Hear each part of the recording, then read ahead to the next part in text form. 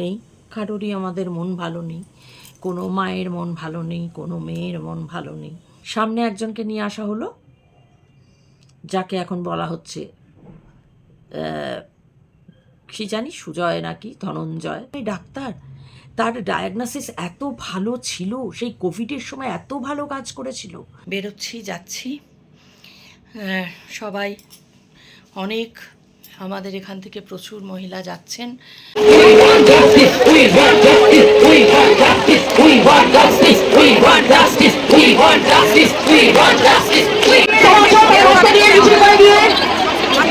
আমি যাব, আজকে একজন নারী হিসেবে এই সমাজের বুকে আমি বেঁচে আছি, আমি এই সমাজ থেকে সুযোগ সুবিধা নিচ্ছি অবশ্যই। এখন 11:32 বাজে, আজ হচ্ছে 14ই আগস্ট, আর বুধবার। আজকে এলাম তোমাদের সামনে, সেটা কোনো কিছু নয়, কিছু কথা বলার জন্য।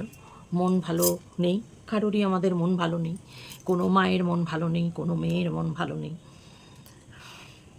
সবাই জানো যে সন্তানকে আমরা হারিয়েছি নৃশংসভাবে, যার হত্যা হয়েছে, যাকে শারীরিকভাবে মানে পাশবিকভাবে নির্যাতন চালিয়ে হত্যা করা হয়েছে, সম্ভাবনাময় সেই চিকিৎসককে আমরা হারিয়েছি।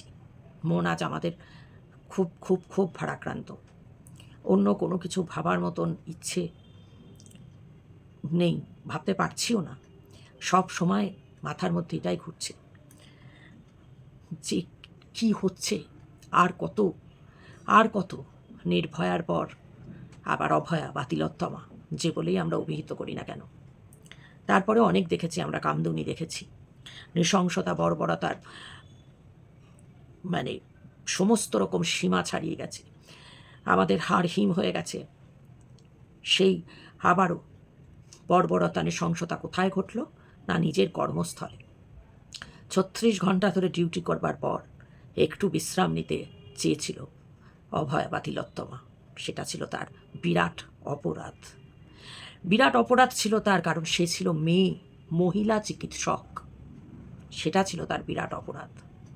তাই জন্য তাকে ধর্ষিতা, না শুধু ধর্ষিতা নয়, গণধর্ষিতা হতে হলো। যে বা যারাই চেপে যাওয়ার চেষ্টা করুক না কেন, প্রমাণ তো হয়ে গেছেই যে নির্দিষ্ট কোনো একক ব্যক্তির পক্ষে এইভাবে নির্যাতন করে হত্যা করা সম্ভবপর নয়। সিবিআইয়ের হাতে দায়িত্ব গেছে, মহামান্য কলকাতা হাইকোর্টের নির্দেশে সিবিআই দায়িত্ব বুঝে নিয়েছে, আজকে সকালেই নিয়ে নেওয়ার কথা সমস্ত দায়িত্ব বুঝে। তারপর কিন্তু তার মধ্যেই হয়তো কেন বলছি, অনেক প্রমাণ নষ্ট করে দেওয়া হয়েছে। যেভাবে প্রথমে মেয়েটির মা বাবাকে আত্মহত্যা করেছে বলে খবর দেওয়া হলো, ভাবলেও আশ্চর্য লাগছে যে বা যারা ফোনটা করেছেন বলতেও তাদের রুচিতে বাঁধছে। সেই যে পশু ফোনটা করেছে, আত্মহত্যা, নিজের জামা কাপড় খুলে নিজের শরীরের বিভিন্ন অংশে আঘাত করে, ভেঙে চুড়ে দুমড়ে মুচড়ে আত্মহত্যা করেছে। সামনে একজনকে নিয়ে আসা হলো, যাকে এখন বলা হচ্ছে কি জানি সুজয় নাকি ধনঞ্জয়, সবাই বলছে। স্টেপগোট হিসেবেই আনা হয়েছে, কারণ সে একটা মদ্যপ এবং লম্পটও বটে।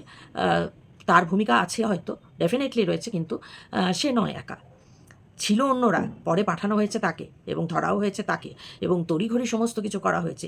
তড়িঘড়ি তাকে ফাঁসি যাতে দিয়ে দেওয়া হয় এরকম করা হচ্ছে, তড়িঘড়ি তার এনকাউন্টার যাতে করে দেওয়া হয় তাই কথা হচ্ছে। কেন? মুখ বন্ধ করে দেওয়া। যারা এর পেছনে রয়েছে তারা কিন্তু আছে, এখনও ঘুরে বেড়াচ্ছে। অদ্ভুত কথা, সেই মহামান্য প্রিন্সিপাল, অধ্যক্ষ আরজিকর মেডিকেল কলেজের, সেই মহামান্য অধ্যক্ষ বলছেন কেন রাত্রিবেলায় সে সেমিনার রুমে শুতে গেছিল। কি চমৎকার কথা! নিজের কর্মস্থল, সারা দিন শুধু নয়, 36 ঘন্টা যে ডিউটি করছে, তারপরে সে নিজের কর্মস্থলে সে বিশ্রাম নিতে গেছে। নিজের কর্মস্থল তার সেফ নয়, সে কেন রাত্রিবেলা ওখানে শুতে গেল? তাহলে তার মানে কেন ডিউটি করলো? মহিলার চিকিৎসকরা কেন রাতে ডিউটি করবেন? শুধু মহিলা চিকিৎসক নয়, বহু মহিলা রয়েছে আইটি সেক্টরে যাদের রাতে শিফটিং ডিউটি থাকে, রাতে ডিউটি করেন। এত নার্স রয়েছেন যারা রাতে ডিউটি করেন। মহিলারা তাহলে রাতে ডিউটি করবেন না? কেন তারা ডিউটি করছেন? রাতে ডিউটি করছেন, রাতে কাজ করছেন মানে, বা রাতে কোনো প্রয়োজনে, কাজের প্রয়োজনে পথে বেরোচ্ছেন মানে তাদের ধর্ষণ করা যায়? অবশ্যই যায়, রাইট? এটা কতিপয় নপুংসক পুরুষের চেহারাধারী বর্বর জন্তুর অধিকার বর্তায় যে একটি মেয়ে রাতে ডিউটি করতে গেলে, সে তার চিকিৎসা ক্ষেত্রে হোক, তার আইটি ক্ষেত্রে হোক, তার নিজস্ব কোনো ক্ষেত্রে হোক, তাকে ধর্ষণ করা যায়। এটা তাদের একদম মৌলিক অধিকার, তারা করতেই পারে। কেন মেয়েটি রাত্রিরে সেমিনার রুমে গেল শুতে? কেন গেল? কেন ধর্ষণ করলো? যারা করলো সেই প্রশ্নটা উঠছে না। মেয়েটি কেন বিশ্রাম নিতে গেল? সেই মহামান্যবর অধ্যক্ষ প্রশ্নটা তুললেন। রাতটা শুধুমাত্র ছেলেদের। রাত্রিবেলায় মেয়েরা বাড়ি থেকে বেরোতে পারবে না হাজার প্রয়োজনে, তাদের ডিউটি, তাদের কর্মস্থলে তাদের ডিউটি থাকলে তারা বাইরে বেরোতে পারবে না। তাই জন্যে গর্জে উঠেছে সারা পশ্চিমবঙ্গ তো বটেই, সারা দেশের ছাত্র সমাজ গর্জে উঠেছে। আজকের এই 14ই আগস্ট দিনটাকে পালন করা হচ্ছে রাত্রি মেয়েদের দখলে, রাত্রির রাজপথ মেয়েদের দখলে। হ্যাঁ, আমি অসুস্থ, কিন্তু তবুও আমার খুব খুব খুব ইচ্ছা, এবং এখনও পর্যন্ত আমি ডিটারমাইন্ড যে আজকে আমিও পথে নামবো।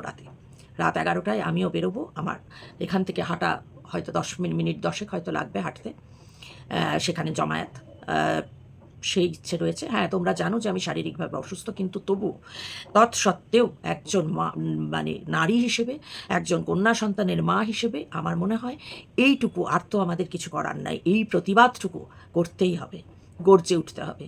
আর যারা পারবে না তাদের জন্য বলা হয়েছে, তারা শঙ্খধ্বনি করো রাত 12টায়, জানিয়ে দাও প্রতিবাদ, শঙ্খধ্বনি করে, ঘরে ঘরে শঙ্খধ্বনি করে প্রতিবাদ জানাও যে এইভাবে আর চলে না, এই চলতে দেওয়া যাবে না, এভাবে চলে না।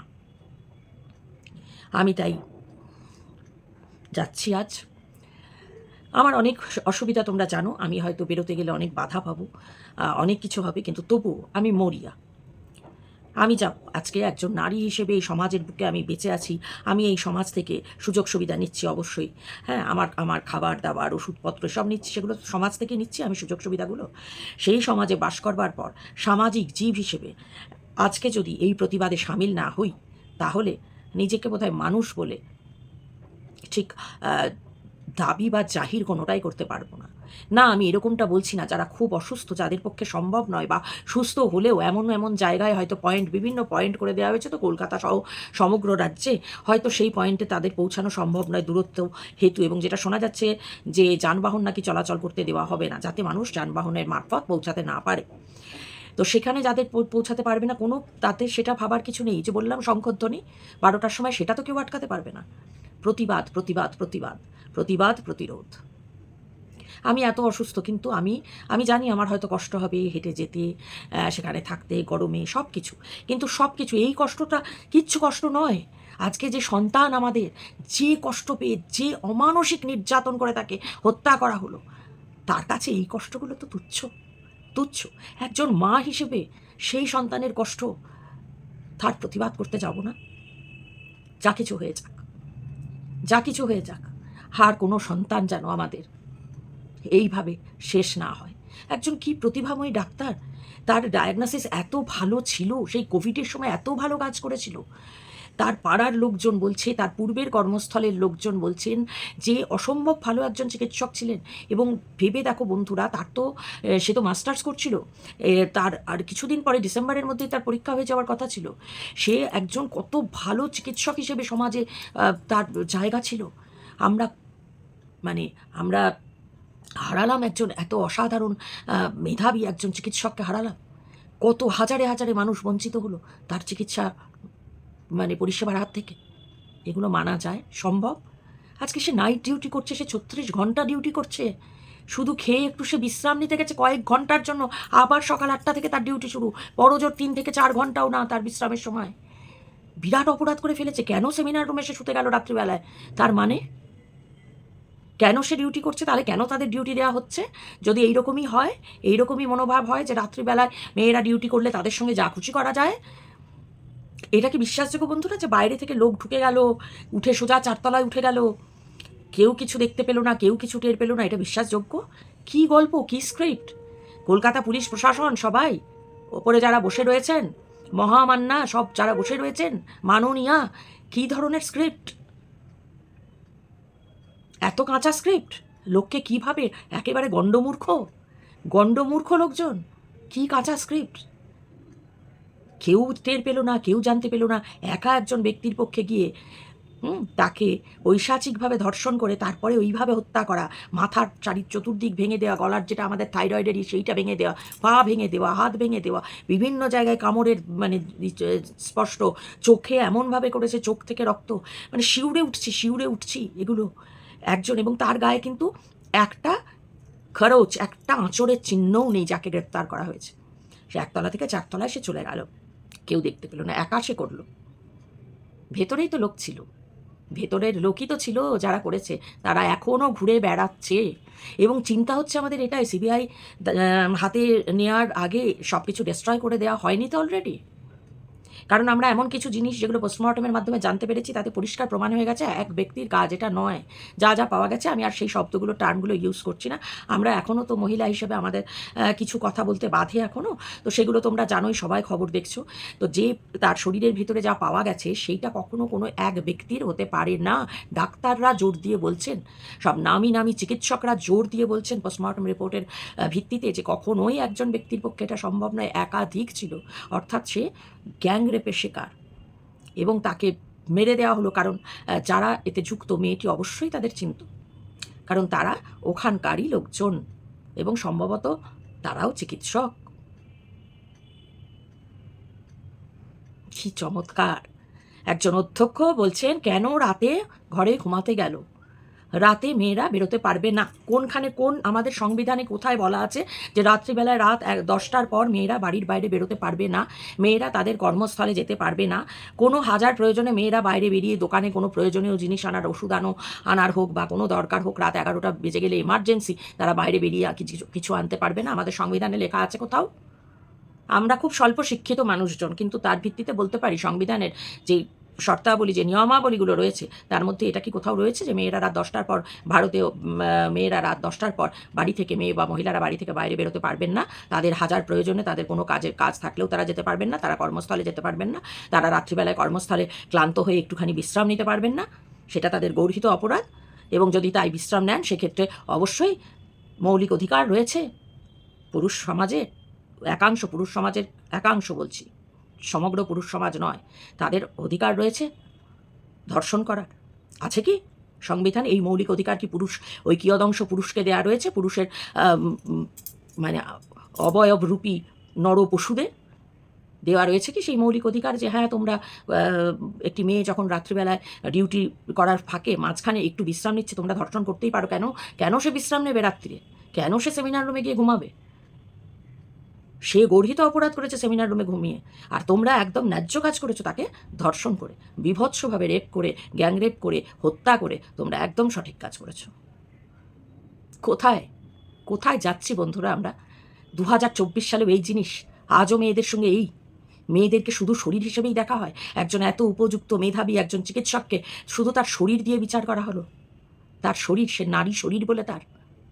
ছি, ধিক্কার, ধিক্কার, ধিক্কার।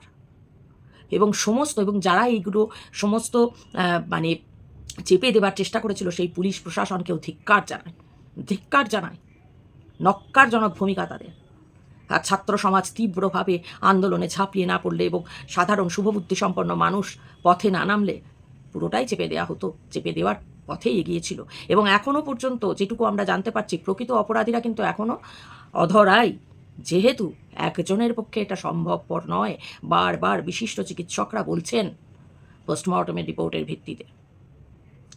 তো চলো বন্ধুরা, আজ আমরা সবাই, রাত্রি হোক আমাদের নারীদের, রাত্রের রাজপথ হোক আমাদের নারীদের দখলে। আজ রাস্তায় নামবো, আজ প্রতিবাদ করব অভয়ার জন্য, তিলোত্তমার জন্য বিচার চাইব। আর যেন কোনো অভয়, আর যেন কোনো তিলোত্তমাকে আমাদের দেখতে না হয়, আর যেন কোনো নরপশুর সাহসে না কুলায় কোনো মহিলার দিকে নোংরা দৃষ্টিতে তাকাত। শপথ নিই আমরা সবাই, যারা পথে নামতে পারবো তারাও, যারা পারবো না বাড়িতে শঙ্খধ্বনি করে প্রতিবাদ জানাও। বন্ধুরা, এখন আজ 14ই আগস্ট, এখন রাত 10টা 48, বেরোচ্ছি, যাচ্ছি। সবাই অনেক